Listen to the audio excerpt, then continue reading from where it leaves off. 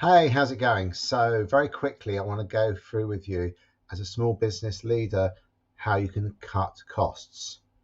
First thing to do, stop paying for things you're not using. So audit all the licenses, all the devices that are being supported. Make sure that you're not paying for software that's not being used. You bought it, you tried it, thought it might help, didn't do anything. Go through, make sure you've got a list of them all.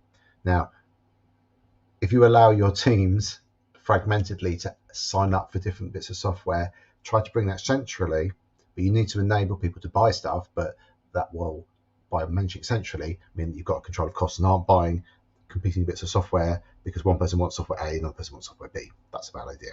You want to keep the entropy low. That is the disorder and chaos in your IT. Okay, do not cut costs by cutting back on cybersecurity because cybersecurity is a big risk. Could lose the business. Okay. Another great way of cutting costs is to sweat the assets. So if you've got computer equipment, rather than replace it every 3 to 4 years, you could replace it every 5 to 6 years. The problem with that is that you're then spending more on staffing because the computers will be slower. So my recommendation is that you have an audit of all the devices and you have a budget for each year, and then you can squeeze it a little bit and expand it a little bit if you've got more money available.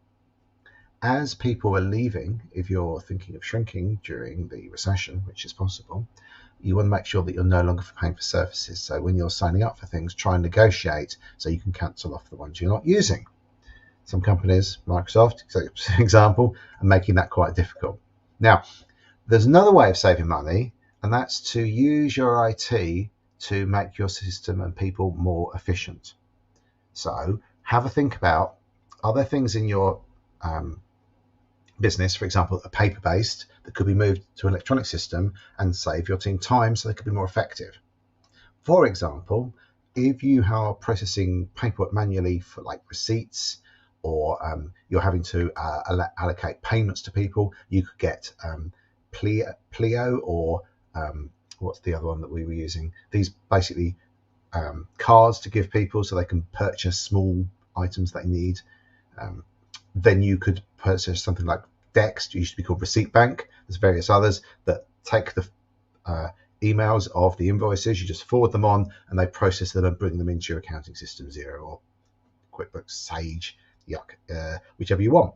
And obviously, you want to be keeping a good idea on the numbers. It's really important.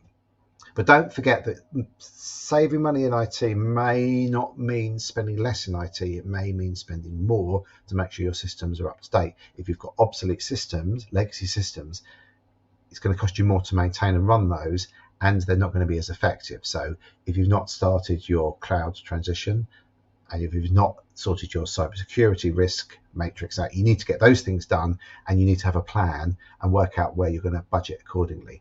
Because if you cut costs there, all you're doing is wasting money on your team, and also with cybersecurity, putting your business at really high risk. So I hope that's of some help. Let me know what you think in the comments, and don't forget to like and subscribe. It's very important. Thanks for watching. Bye.